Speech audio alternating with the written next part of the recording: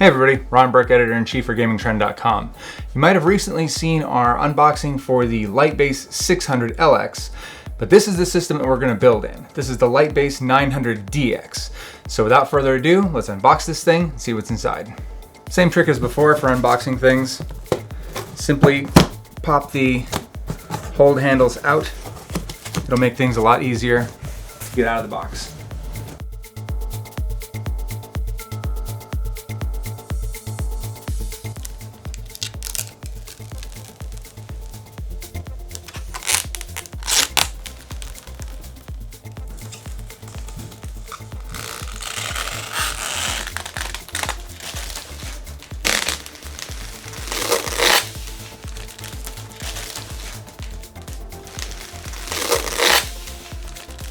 As you can see, this is one big case. Now I want to go over the specs and I want to be accurate, so I'm going to bring out the book. This is a full tower. It supports eATX, XLATX, ATX, MATX, and Mini ITX. Now that would be weird to put a Mini ITX in here, but you do you, I guess. Dimensions, 532 by 327 by 484 millimeters. It is steel, ABS, and glass. Weighs 15.8 pounds net and 18.2 pounds gross. Not sure why there's two different numbers like that. Sorry, that's for the FX. 14.8 net, 17.2 gross. Obviously that does not include any equipment that you put in there that's going to make it even heavier.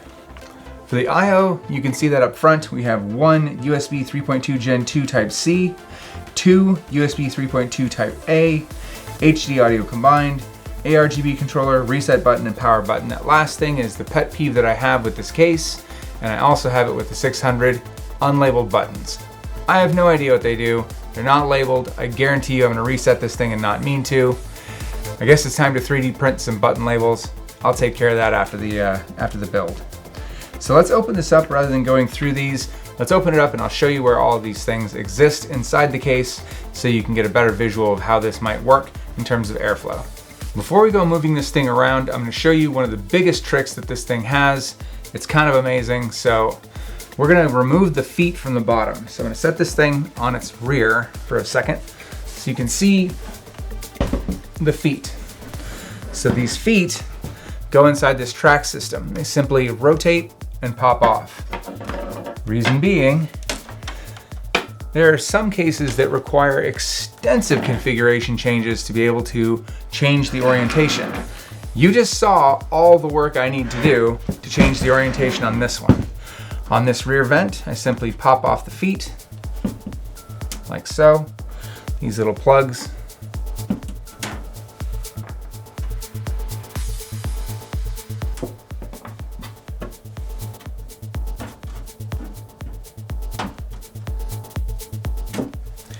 Now what was once the side, I simply push these in, rotate them. What was once the side is now the bottom. This case is fully transformed, just like that. And we're done. This is now oriented this way instead of straight up and down. It's going to change what we mean by top, bottom, and sides, so that's why I want to open this up and show you while we do it so you get an idea of what I'm talking about and you can kind of keep in your head where all these things go. Opening up the side, we have the same screw type that's on the 600, so those will stay put so you won't lose them. This simply pops off. There is a film on the other side of this that I'll remove right now.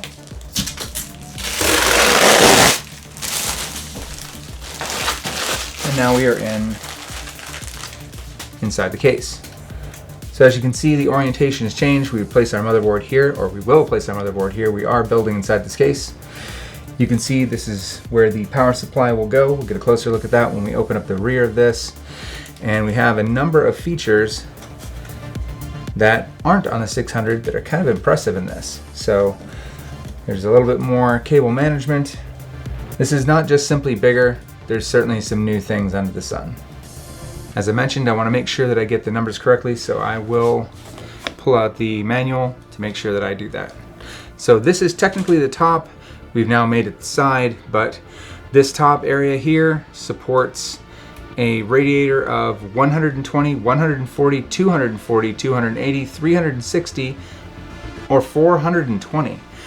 One massive radiator there. Obviously, you can also put in fans, and it's the same sort of sizes for that. Now the bottom, that's now here, supports the same size. So this is the same size as this. You can certainly place the same type of radiator there.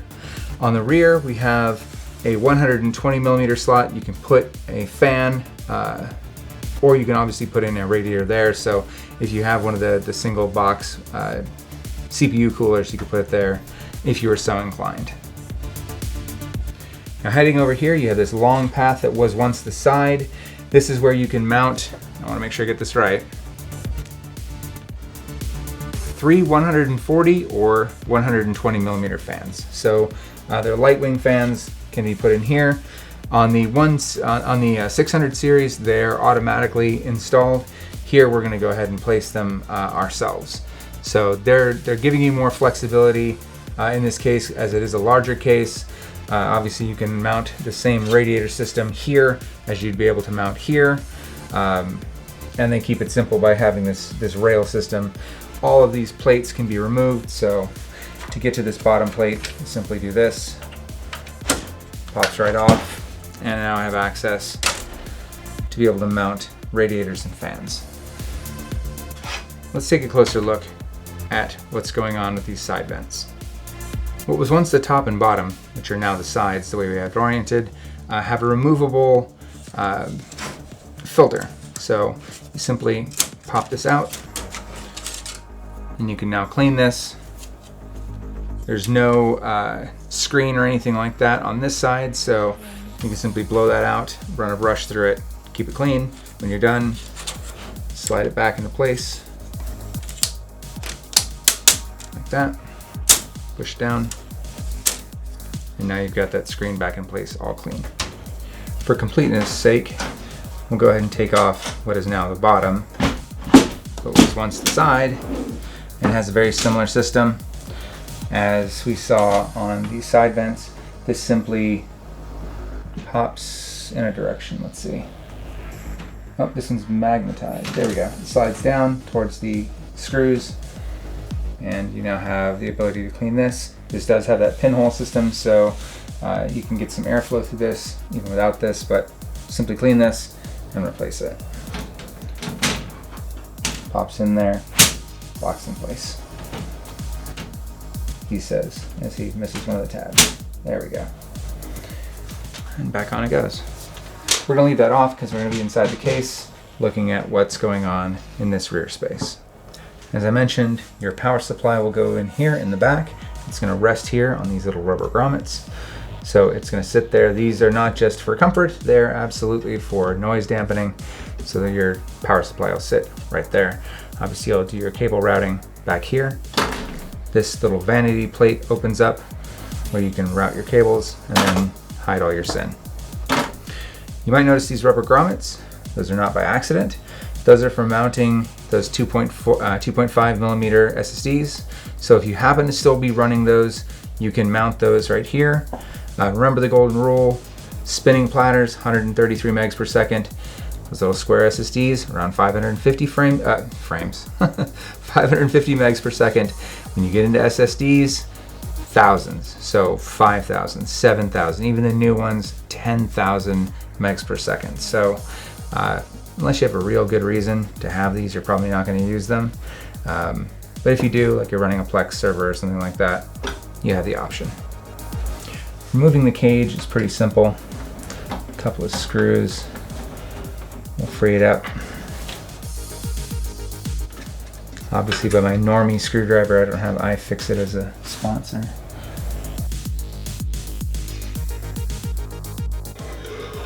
There we go. Oh, that's cool. It actually slides in on a little rail system. That's very cool. All right, so obviously this is where you're gonna mount your hard drives. They have this nice little latch system. I've seen this before. So this locks into the little pins on your hard drives, simply snaps shut. It's about the easiest mount system I've seen outside of the old school latch system that has like a full latch on the side.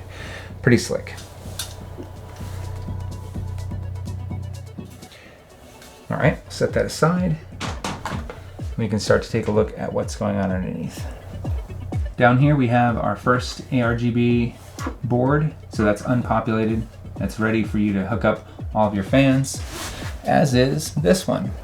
So you have a second ARGB board. All of your fans can go in here, and it makes them all addressable. So that's already mounted and ready to go. Simply plug it in and you're good to go. There's a whole lot of cable management going on here. Lots of little flaps to run your cables through and keep it in this kind of center channel and hidden. But if you happen to have a motherboard that has rear I/O, well, this has dedicated spots for that rear I/O to come through. So all of your addressables will come through here, and you'll be able to plug that in right there and keep all of the cables on this side of the chassis and not on this side. So if you happen to have one of those motherboards, this case is already set up for it. Inside that accessories box that you saw sitting up here, we have zip ties, which I don't recommend. I would recommend using Velcro. Extra screws, hold-offs, all sorts of what if I drop this and can't find it stuff. And then a little block here, which would go right there or somewhere similar if you needed to be able to create some space. So nice of them to include that. We'll go ahead and throw that back in here because we're not going to need it today. Despite the leaks, and there have been more than a few on the 5000 series cards that are coming up, we don't actually know how much power they're really going to use. And so I wanted to plan ahead. I wanted something that's PCIe 5 compatible right out of the gate and would have more than enough power and efficiency for whatever I throw at it. I also know that I've had excellent luck with Be Quiet. Now, they're not a sponsor, despite all the fact that you see all these Be Quiet pieces of equipment. They're not sponsoring this video. I just particularly like their gear. I've had nothing but great results out of it, so stick with what you know, right? As a result, I stuck with their power supply and picked up a straight power 12. So this is a 1500 watt PSU, probably way more than I need, but if it's worth doing, it's worth overdoing, right? As always, the giant bundle of cables. This is a modular power supply.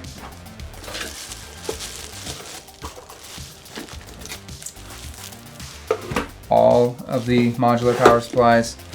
Nice big heavy gauge power brick, or I should say power cable. Some screws, some tie downs. I'm not going to use those tie downs. I like to use Velcro. And then the power supply itself.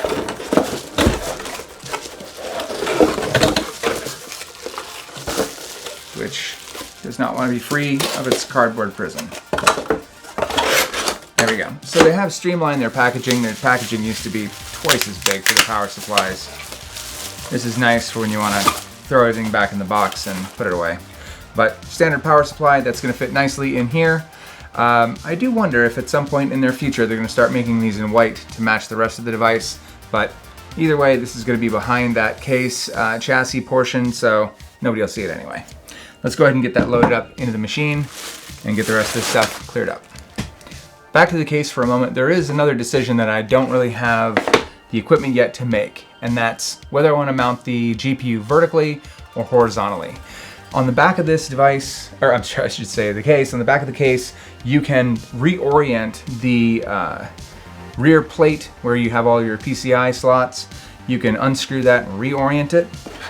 You will need this though to mount things vertically, and that is an optional riser cable.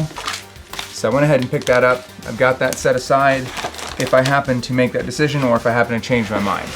It's really not a function of just aesthetics. I want to look at the airflow as well. It's important that while it not only looks cool, it also operates efficiently. The last thing I want is this thing to be a space heater in my office.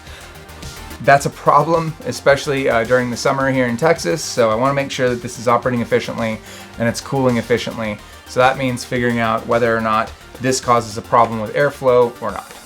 I did misspeak earlier. I'm not going to put the power supply into the device. There's no reason to have the extra weight sitting inside the case while manipulating it. I will set it aside for now. The next step is actually the motherboard, the processor, and a cooler.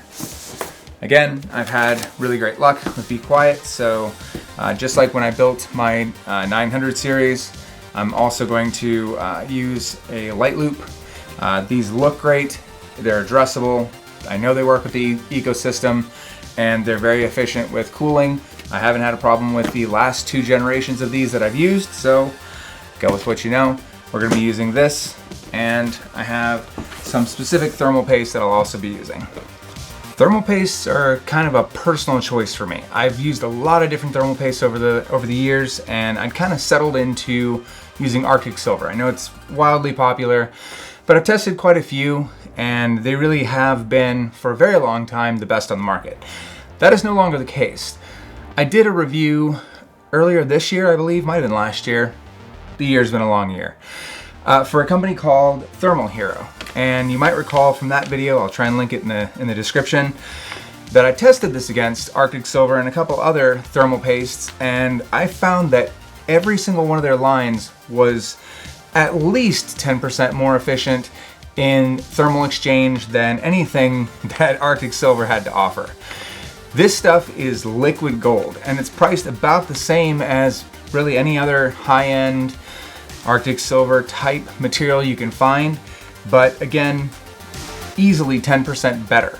So they are now my go-to. It's Thermal Hero, again, not a sponsor, but the proof's in the pudding, right? When you test it out and you see it for yourself, it's hard to go back. Again, I'll try and link that video so you can see it for yourself, but we're gonna be using their metallic thermal compound. This is for high-end CPUs and GPUs. Well, we're gonna be going with Intel's top CPU, so it doesn't get any faster than that in the Intel line. And I'll tell you a little bit about why we went Intel when we talk about the board and compatibility. Motherboards are another area where people have a lot of opinions, and there's a whole lot of brand loyalty out there. Some people are ASRock folks, some people like MSI. I've used a lot of them, and for me, it's not necessarily the board. It's about some specific features and support. And I don't mean just when it breaks. I mean ongoing support. If you look at what's happening with Intel with the rocky launch of their most recent processor, that comes down to patches to fix it. And where do those patches come from? Well, you don't patch your CPU directly. You patch the microcode via your motherboard. And that means having a motherboard manufacturer that supports their boards for a longer period of time. And I've seen GIGABYTE do that for a very long time. We saw updates for their 12 series while the 14 series was rolling out for Intel chips. We see the similar patchwork for AMD. So these guys seem to support their gear for a lot longer of a tail, which means you're going to continue to see not only feature improvements, but patches for security and feature rollouts. So as a result, I've been sticking with their AORUS, and I hope I'm pronouncing that correctly, the AORUS Master line for a long time. There are entirely too many motherboard SKUs nowadays. You look at, like MSI just announced a whole line. It's like 32 different boards. That is insane. Cut that in half, start combining stuff. We don't need that level of granularity. Soapbox aside, there's even, for GIGABYTE, I think there's like 4 or 5 different masters. So take a look at the features that matter to you and determine kind of for your use case what the best board is. So for me, this is kind of right at the kind of middle to top end without going into the ridiculous like $1,000 board insanity or even $700 board insanity. When you look at the performance difference between those boards, usually it's minimal to none. So you're paying for nothing. So make sure that you're choosing the right board for your use case. In this case, it's going to be the Z890 AORUS Master. It's an LGA 1851 board, and it's going to support DDR5 CUDIMM. We'll get into what those are a little bit later. Let's go ahead and get this open and start getting my Thermal Hero metallic paste on it and get the board loaded with the processor.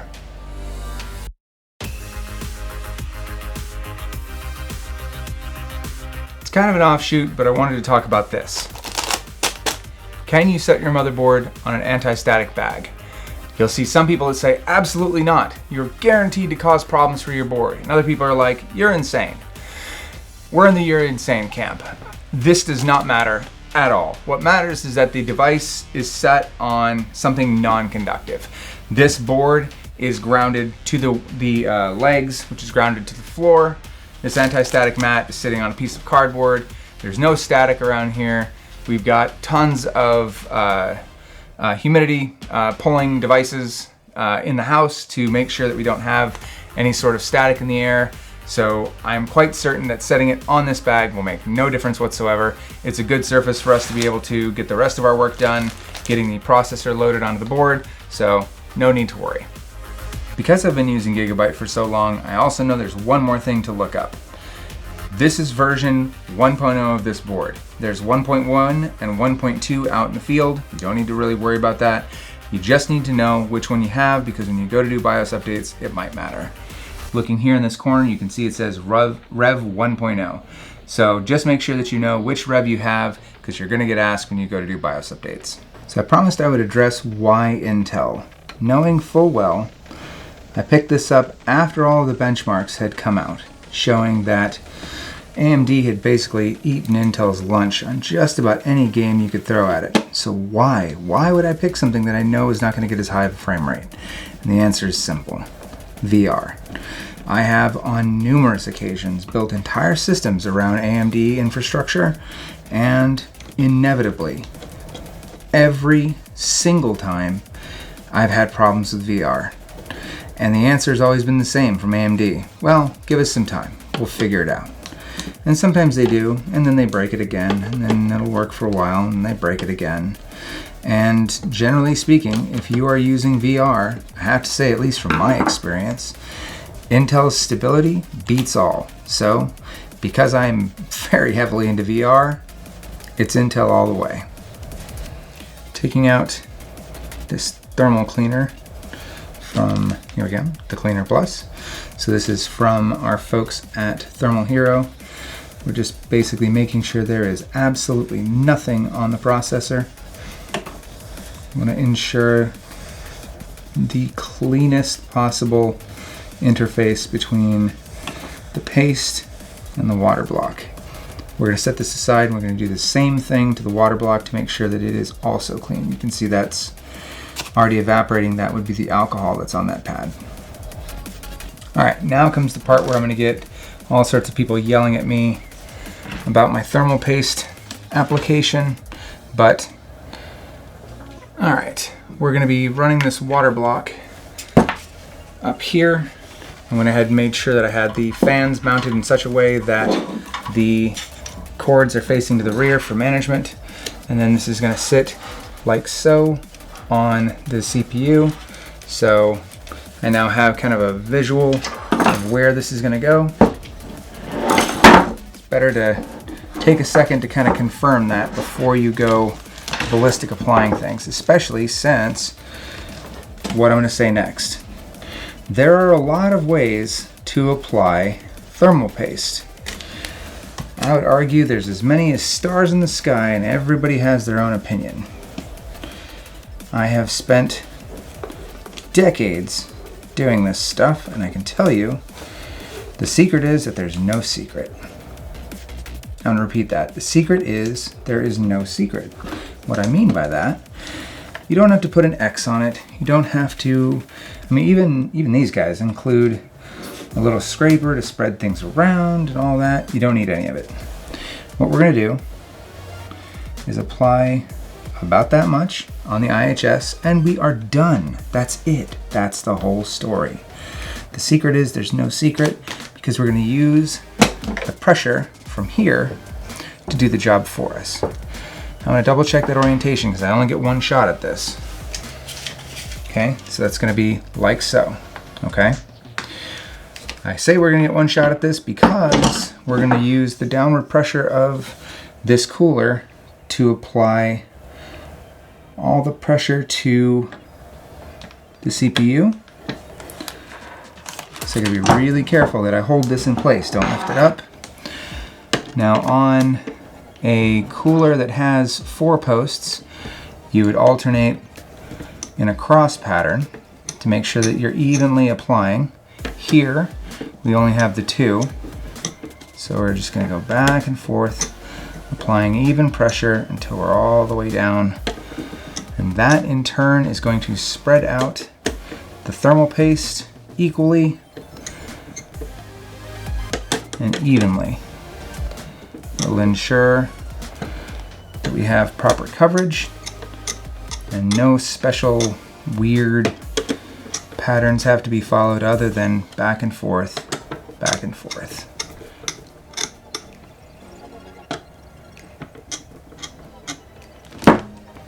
And that's it. No magic, simple as that. To move things along, I went ahead and put the board inside the chassis and kind of generally lined it up with where it's going to go.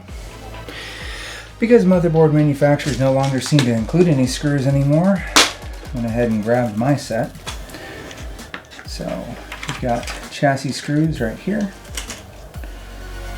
Grab some of these, lock down the board, and then we'll put the AIO in place. Now I went ahead and removed this, and you'd think that the natural thing to do now would be to swing this in place and then try and bolt it from the top. But this is where they've made it really easy to work on this system. Instead, we'll simply bring this over here and mount it. So no need to fight with hole placement while you're trying to kind of hold it in place. You can do this while it's on a flat surface, get everything lined up, bolt it down, which is what we're going to do right now, and then just slot it in place. Easy.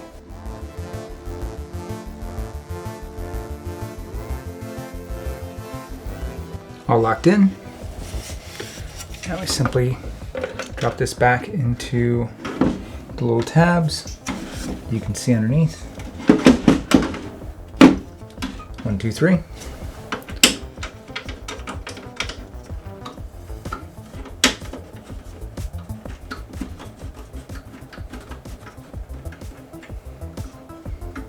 If there's an easier to mount AIO, I don't know what it would be. Next we need to connect up this G connector.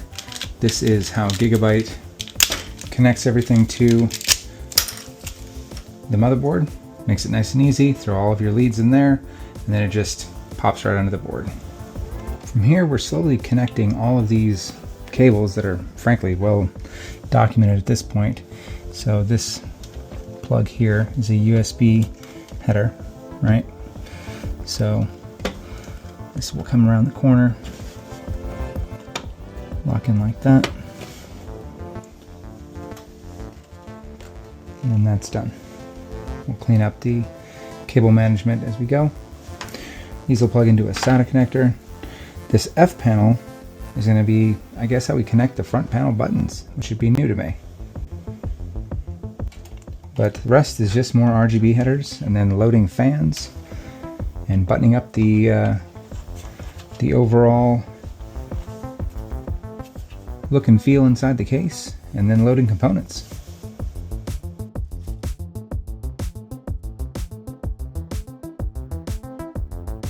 As you can see, this sits right on that pad that I mentioned before. This little clamp holds it in place, again with a little pad on top to reduce any vibration. Went ahead and mounted it with some screws. Now it's time to unpack the modular power supply connectors.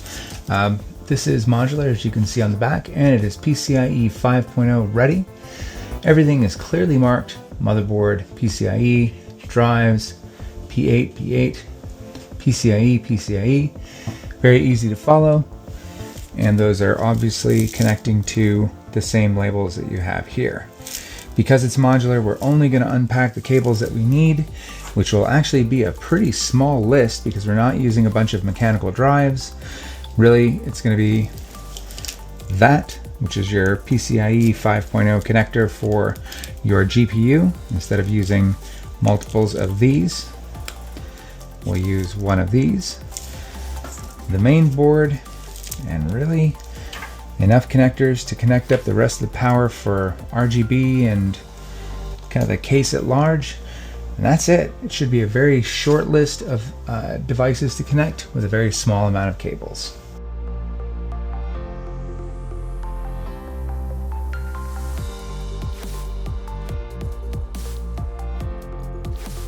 Next connector we're looking for, now that we have the motherboard powered, is to power the CPU. This is going to be the P8 cable. Now, there's also another cable, the P4 P8 combo here.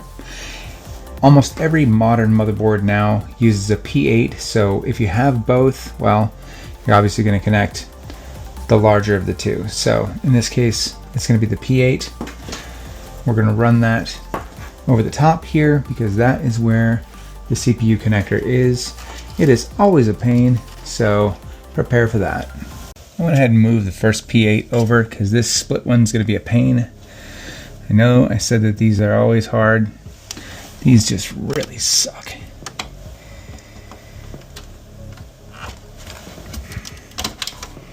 Hard to reach spot. Finicky cables. Not a lot of room to work. And just a really hard to set connector.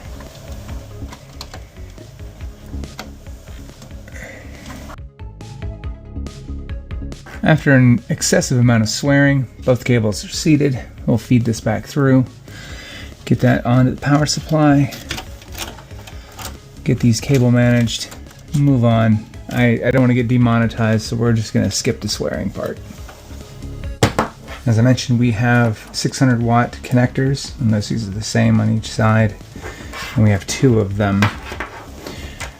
I imagine some GPUs are eventually going to require 2 of these, or you might be running 2 GPUs, but we're going to set aside 1 for later use, and we're going to plug in this one up here in the PCIe connectors up here. Probably should have, again, done these first, because now that'll be painful to reach, but it isn't too bad. I guess I could have also plugged all of these in before I actually seated the power supply, but you know, we're living adventurously today. These will deliver 600 watts of power directly to the GPU at max load, and realistically you're probably not going to pull that, but in some situations you might, and really don't know much about these 5000 series cards quite yet. They might pull that kind of power, but either way, this is a single connector that'll go to the GPU, and even for 4000 series or 5000 series, they did confirm that it uses the same connector. So we'll feed that through and have it ready. We'll probably slot like a 4080 Super for now until we get into the 5000 series to do our testing, but that is how it'll connect. Now we're not connecting any sort of spinning platters or anything like that, no SATA devices, but we still need this to be able to power the various connectors that are on the case here. So we've got 2 of these we need to power up. So we're only going to need to connect 1 cable that's going to connect here and connect to these. So that's going to plug in right here on these PCIe, I'm sorry, right down here on the drives connectors here. Those are pretty easy to access, so we'll go ahead and get this plugged in and cable managed, and that should button up the power supply.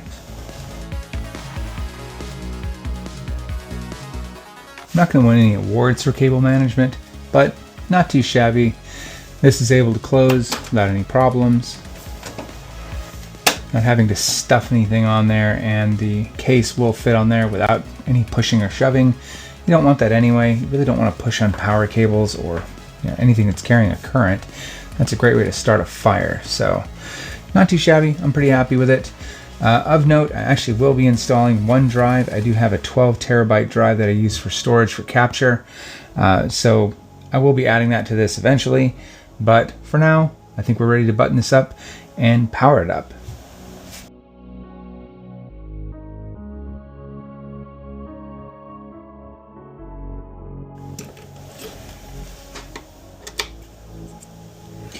We are leaving this primary slot open because that is our PCIe Gen 5. These are also Gen 5, but this is our primary closest to the CPU.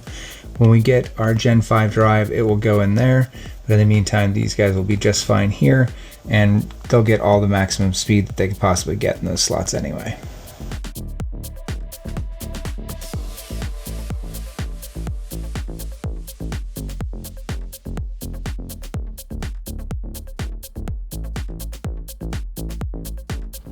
It's always the best feeling when you hit the button and everything fires up exactly like you planned it.